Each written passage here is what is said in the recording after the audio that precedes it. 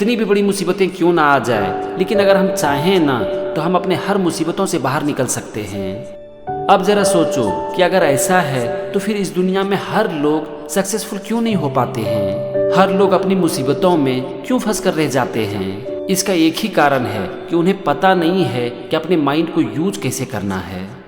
अपने माइंड का यूज कैसे करते हैं, इसके लिए सबसे पहले चलो मैं आपको एक कहानी सुनाता हूँ।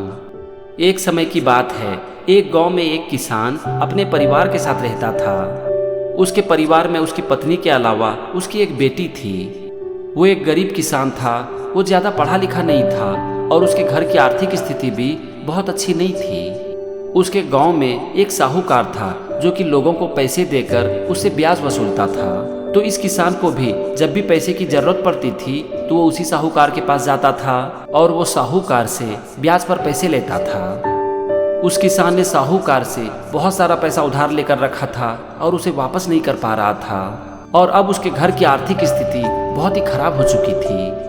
वो साहूकार बूढ़ा हो चुका था, वो दिखने में भी बहुत कुरूप था और उसकी आदतें भी बहुत गंदी थी। साहूकार हमेशा किसान को पैसे लौटाने के लिए तंग करता था और हर बार किसान यही कहता था कि बाबूजी मुझे थोड़ा और वक्त दे दीजिए, मेरे पास इतने पैसे नहीं हैं कि मैं अभी आपको लौटा सकूं। एक दिन साहूकार किसान से पैसे वसूलने के लिए उसके घर पर पहुंच गया। वो किसान से बात ही कर रहा था, तभी उसकी नज़र किसान की बेटी पर पड़ी। किसान की बेटी दिखने में बहुत ही सुंदर थी। जैसे ही साहूकार की बुरी नज़र किसान की बेटी पर पड़ी तो वो सोचने लगा कि ये किसान इतनी जल्दी मेरा पैसा तो वापस कर नहीं पाएगा, क्यों ना मैं पैसे के बदले इसकी बेटी से शादी कर लूं। तो उसी समय साहूकार ने किसान से कह दिया कि तुम एक काम करो, तुम मेरा पैसा वापस तो कर नहीं पाओगे, तुम पैसे के बदले अपनी बेटी की शादी मुझसे कर दो और मैं तुम्हारा सारा कर्जा माफ कर दूंगा। जैसे ही साहूकार की ये बात किसान ने सुनी तो उसके होश उड़ गए और किसान ने अपनी बेटी की शादी उससे करने से साफ मना कर दिया। तो साहूकार ने कहा कि अगर तुम अपनी बेटी की शादी मुझसे नहीं कर सकते हो तो फिर मेरे सारे पैसे वापस करो। तो इस पर किसान बोला कि चलो हम लोग पंचायत के पास चलते हैं और वो जो फैसला करेंगे वो मैं मान लूंगा। अब वो लोग पंचायत के पास पहुंच गए और उन लोगों ने पंचायत को सारी बातें बता दी। पंचायत ने दोनों की बात बहुत ही ध्यान से सुनी और फिर बोला कि ये मामला बहुत ही गंभीर लगता है, चलो हम इसका फैसला किस्मत के ऊपर छोड़ते हैं। पंचायत ने कहा कि ये साहूकार जमीन पर पड़े एक काले और एक सफेद रंग के पत्थर को एक बैग में रखेगा और फिर किसान की बेटी बिना देखे उस थैले से एक पत्थर निकालेगी और फिर उसके आधार पर हम फैसला करेंगे। पंचायत ने आगे कहा कि अगर ये लड़की काला पत्थर उठाती है तो उसे साहूकार से शादी करनी पड़ेगी और उसके पिता का पूरा कर्ज माफ कर दिया जाएगा। अगर ये सफ़ेद पत्थर उठाती है तो इसे साहूकार से शादी नहीं करनी पड़ेगी और उसके पिता का पूरा कर्ज भी माफ कर दिया जाएगा। और अगर ये लड़की पत्थर निकालने से मना कर देती है तो उसके पिता को जेल भेज दिया जाएगा। अब पंचायत के फैसले के अनुसार साहूकार दो पत्थर को उठाने के लिए जमीन की ओर नीचे झुका, लेकिन यहाँ पर उसने थोड़ी चालाकी कर दी। उसने एक काले और एक सफेद पत्थर की बजाय दो काले पत्थर उठा लिए और उसे थैले में रख दिया।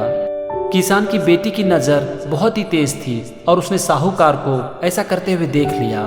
उसने देख लिया था कि साहूकार ने दोनों काले पत्थर ही उठाए थे। अब लड़की सोचने लगी कि मैं तो पूरी तरह से फंस गई। उसके पास यहाँ पर तीन ऑप्शन था। एक तो ये कि वो पत्थर उठाने से मना कर दे और अपने पिता को जेल भेज दे, जो कि वो कर नहीं सकती थी।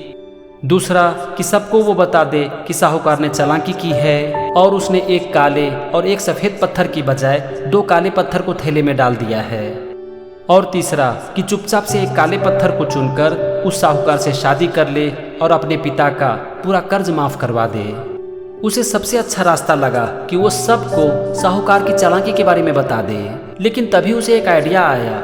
उसने थैले में झटपट से हाथ देकर एक पत्थर को बाहर निकाल लिया और उसने जानबूझकर उस पत्थर को नीचे पड़ी ढेर सारी पत्थरों के बीच में गिरा दिया। अब वो पत्थर नीचे रखी सारी पत्थरों में पूरी तरह से मिल चुका था और ये बताना बहुत ही मुश्किल था कि उस लड़की ने किस रंग का पत्थर चुना था। तभी लड़की ने पंचायत से कहा कि मुझसे गलती हो गई, मेरे हाथ से पत्थर नीचे गिर गई, लेकिन आप लोग थैले के अंदर देख लीजिए कि उसमें कौन सा रंग का पत्थर पड़ा हुआ है। अगर थैले के अंदर सफ़ेद रंग का पत्थर है तो इसका मतलब है कि मैंने काले पत्थर को चुना था, और अगर काला पत्थर है तो इसका मतलब है कि मैंने सफ़ेद पत्थर को चुना था। पंचायत को लड़की की बात उचित लगी और उसने थैले के अंदर के पत्थर को देखा और उसके आधार पर फैसला सुना दिया। उस लड़की ने अपने दिमाग का सही इस्तेमाल करके खुद को और अपने पिता को बहुत बड़ी मुसीबत से बचा लिया। दोस्तों, इस तरह से दिमाग का यूज किया जाता है। अपने दिमाग को यूज करने का सबसे अच्छा तरीका है कि अपने ध्यान को प्रॉब्लम से हटाकर सॉल्यूशन की तरफ लगाना। प्रॉब्लम के बारे में सोचने से हमें प्रॉब्लम का सॉल्यूशन कभी नहीं मिलता है। हमें सॉल्यूशन तब मिलता है जब हम अपने ध्यान को सॉल्यूशन की तरफ लगाएं। और यही चीज़ हम इस कहानी से सीख सकते हैं।